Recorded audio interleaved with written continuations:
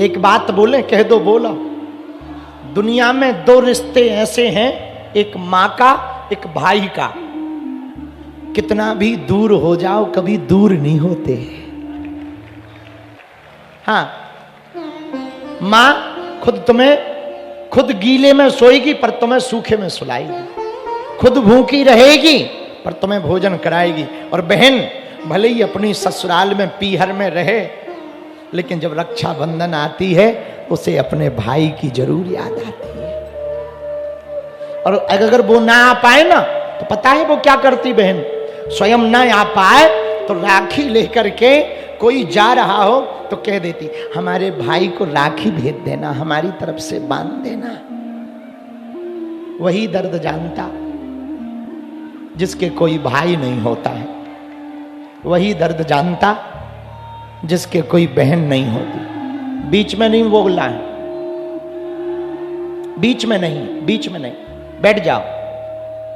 ठटरी के बरे न कटा मूसा चंदा, कथा के बीच में गधा बन रहा है। बैठ जाओ।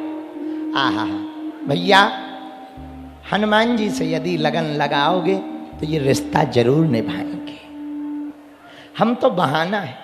उस बहन के घर जब गए हम रात को, भैया उसके यहाँ जैसे ही हम पहुंचे, साधारण सा मकान है, और जब हमने उसके घर पे चाय पी, इतनी साधारण परिवार कि पानी भी लोटा में पिलाया।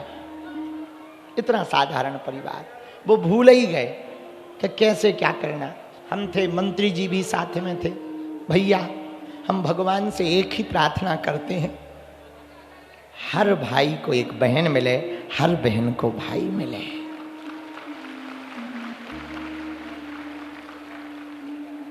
और बेटियों से प्रार्थना करेंगे, बेटों से, तुम हमारी कथा भले ही ना सुनना पर माँ बाप की सेवा जरूर करना।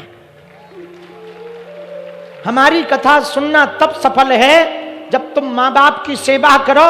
तुम्हारे माँ बाप घर पे भूखे भूखे बैठे हो और तुम भंडारा करवाओ, वो सेवा किसी काम की नहीं है।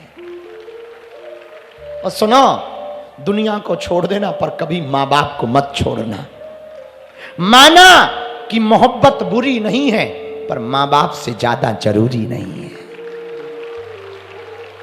माँ तो माँ होती है, जिनके माँ होती है उन्हें पता है। भैया हमारी उम्र 27-28 साल हो गई है, 28 साल। पूरे दुनिया में जाते हैं, हम रोज बाहर ही रहते हैं, हजारों किलोमीटर माँ से दूर रहते, पर आज भी सबसे ज्यादा नजदीक कोई है तो सन्यासी बाबा और बालाजी के बाद हमारी माँ हमारे नजदीक है। भैया आज भी वो ख्याल रखती है। अभी भी हम हर कथा करके जाते हैं, पता है क्या करती, जैसे ही हम कथा करके जाएंगे तुरंत नजर उतारेगी, तुरंत काजल लगाएगी, आशीर्वाद देगी, अलाए बलाए दूर हो जाए। भैया हमने वो दिन देखे हैं, गरीबी क्या होती है, माँ की ममता क्या होती है। हमारे बाल्यकाल में जब हमारे घर पे भोजन नहीं रहता था ना, हम सत्य बात बता रहे हैं, भीख मांगते थे हम अपने गांव में, भिक्षा मांगते थे। 12 साल तक भिक्षा मांगी हमने। भैया जब हम अपने गांव में भिक्षा मांगते थे ना और भोजन नहीं बनता था, तब पता है हमारी माँ क्या कहती थी? हमारी माँ कहती थी, बेटा तुम घर से मुस्कुराते हुए निकलना ताकि दुनिया को ये पता ना लगे कि हम लोग गरीब हैं या भूखे हैं। ये हमने अपनी माँ से सीखा। भैया जो माँ, आज तुम जरूर बाबा बाबा नाम जानते, बड़ी बड़ी टीवी, बड़े बड़े लोग हमसे जुड़े। भैया इसीलिए तो हमने बागेश्वर धाम पे भंडारा शुरू किया कि जो हमने भूख का दर्द सहा वो दुनिया को न सहना पड़े। कन्या विवाह पता है हम क्यों करवाते? पूछो क्यों करवाते? हमारी बहन के विवाह में 20,000 रुपया उधार नहीं मिला था। 20,000। छोटे थे हम, हमसे छोटी बहन है। गांव में जल्दी शादी हो जाती ना तो जल्दी शादी कर दी। बहन का विवाह था, झोपड़ी में रहते थे। दीपावली आती थी तो घर पे भोजन नहीं रहता था, तो दीपावली के दिन पता है क्या करते थे? दूसरों के दिया सुबह जो अध बुझे रहते थे वो अपने घर पे लाके जलाते थे। ये हालत थी हमारी। भैया जो परिवार वाले आज सब नाम से आ रहे हैं ना, वही परिवार वाले जब उनके घरों में शादी होती थी, हमारे पिताजी का नाम नहीं लिखते थे कार्ड में क्योंकि हम लोग फटे कपड़े पहन के जाते थे। पर भैया हमारी माँ ने हमें एक बात सिखाई कि तुम हनुमान जी के चरण मत छोड़ना, उन्हें दिन बदलते देर न लगेगी। भैया हमने वो दिन देखे जब हमारी बहन की शादी को 20,000 रुपया नहीं मिले, नाम लिख, जो शादी होती है तो दीवाल पर नाम लिखते हैं, वर का कन्या का, तो नाम लिखवाने के लिए रुपया तो थे नहीं, तो जो कपड़ों की नील आती ना, नीले रंग की, वो खरीद कर गांव के एक व्यक्ति से हमने लिखवाई और नाम लिखवाया। और जब वो लिख रहा था उसी दिन हमने प्रण किया कि कभी भविष्य में यदि हम पर कृपा होगी तो भारत की किसी बहन के भाई को हमारी तरह रोना नहीं पड़ेगा। भैया अमीरों के तो लाखों लोग होते हैं, गरीब का तो केवल परमात्मा होता है। भगवान के अलावा कोई नहीं होता है, कोई नहीं पूछता। गरीबों को कोई नहीं पूछता, सब धक्के देते। तुमने देखा नहीं हमारे मंचों पे भी अमीरों को ही चढ़ाते हैं। वो तो धन्य है यहाँ के कथा जजमान जी, इन्होंने उसकी छूट दे रखी। वो लोग भी बैठे जो कभी मंच पे बैठ नहीं सकते। और हमने तो प्रण कर लिया हर कथा में अब कम से कम 20 परिवार को रोज आरती करवाएंगे। भैया एक प्रार्थना हम करना चाह रहे पूरे समाज से। पूछो क्या? स्वामी जी आए थे, रामदेव जी, वो योग करते हैं। तुम योग करना या ना करना, पर दूसरे का सहयोग जरूर करना। गरीबों का सहयोग जरूर करना, इससे बड़ा कोई योग नहीं है।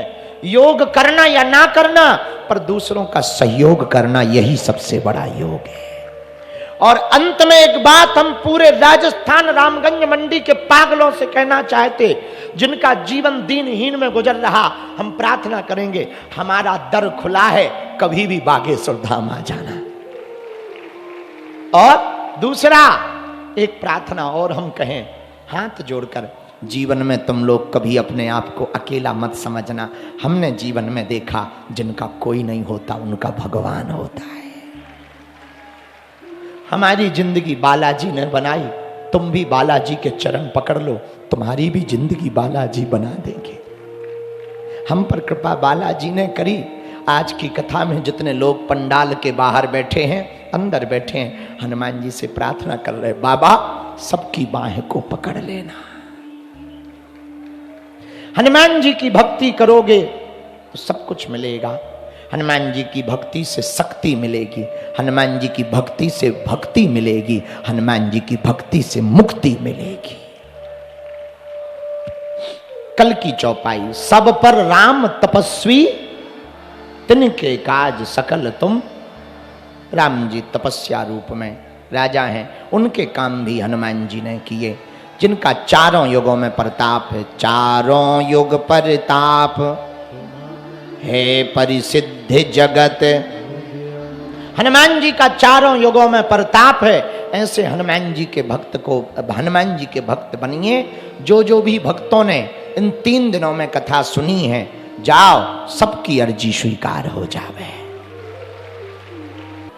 अरे जरा खुल के बोलो, अब तो स्वामी जी चले गए, अब तो खुल के बोलो। जब तक वो रहते थोड़ा हमको भी झिझक रहती है, बड़े हैं ना, बड़ों के सामने। लेकिन अब हम थोड़ा खुलने लगे, क्योंकि हमारे गुरुजी ने कहा जब बड़ों के सामने खुलोगे तभी तो खिलोगे। हाँ, तो अब जरा बोलो, चिंता करनी चाहिए कि चिंतन। और हम लोग करते क्या है? क्या करते हैं? ये हो जाए वो हो जाए। एक आदमी हमें मिला कोटा का, नाम चंगीलाल, हमें मिला। हमने कहा और बताओ सब ठीक है? बोले टेंशन में। हमने कहा क्या टेंशन? लड़का की शादी हो जाए। हमने कहा मान लो शादी हो गई, फिर क्या करोगे? बोले भजन। अच्छा शादी हो गई, फिर मिला। हमने कहा भजन क्यों नहीं कर रहे? गुरुजी भजन तो करना है, बाबा तो बनना है, सोच रहे थोड़ा पोता का मुंह देख ले।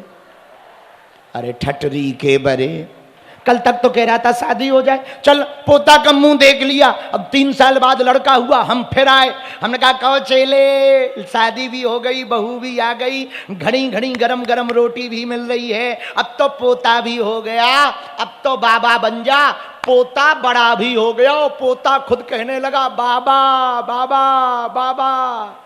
अब तो पोता भी बाबा बाबा कह रहा, अब तो बाबा बन जा। बोला गुरुजी दुविधा में फंसा हूं। हमने कहा क्या दुविधा है? बोले गुरुजी हमारा जब बेटे का बेटा गोद में बैठता है तो वो तो कहता है बाबा, लेकिन बेटी का बेटा बैठता तो वो कहता है नाना।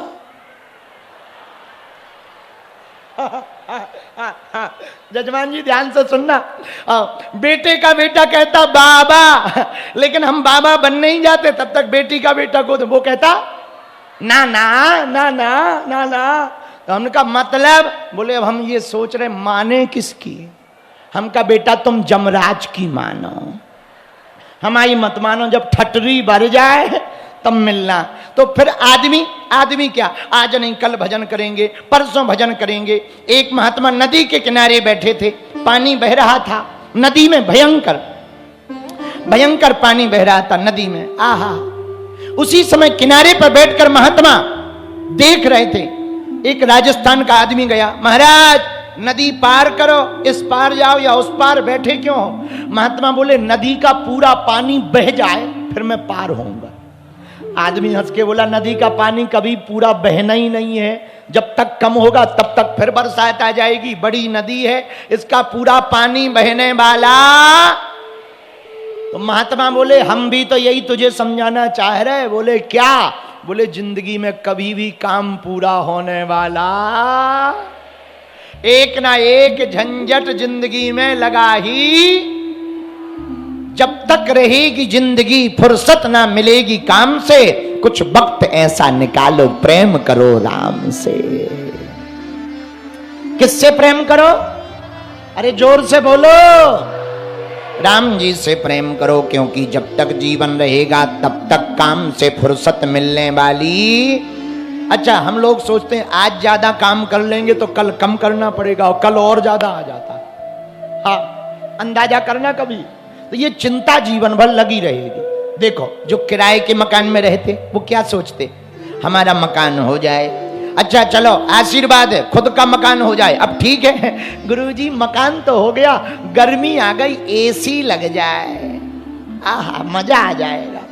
चलो एसी लग गई, अब ठीक है, अब तो आनंद है, अब तो बहुत आनंद है, ठंडी ठंडी हवा आती है, 18 नंबर पे सोते हैं हम तो रजाई ओढ़ करके।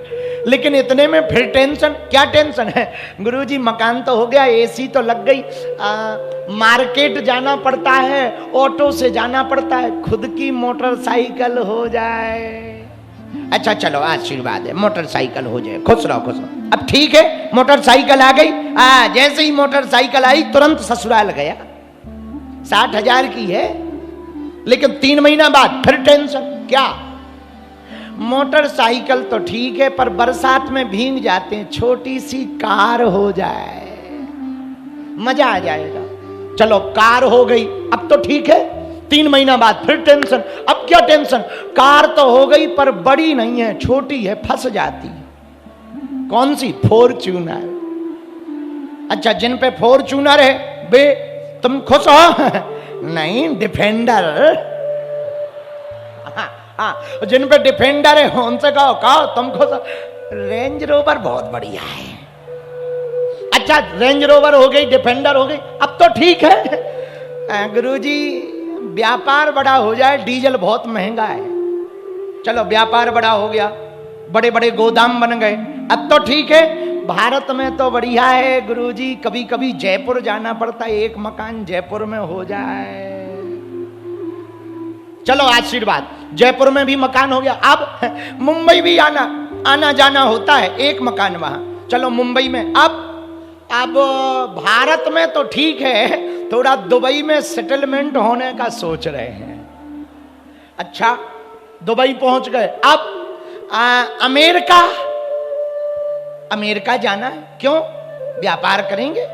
चलो मान लो व्यापार अमेरिका में भी हो गया, फिर 3 महीना बाद टेंशन, क्या गुरुजी मीटिंग में जाना पड़ता है। एक खुद की यदि टाइम से पहुंच जाते, कहां बेफिजूली में फंसते, अच्छा रहता। चलो मान लो खुद की चील गाड़ी हो गई, फिर बोले और तो दिक्कत नहीं है, यदि चांद पे प्लाटिंग हो तो एक प्ला, बताइए, क्या मन माना?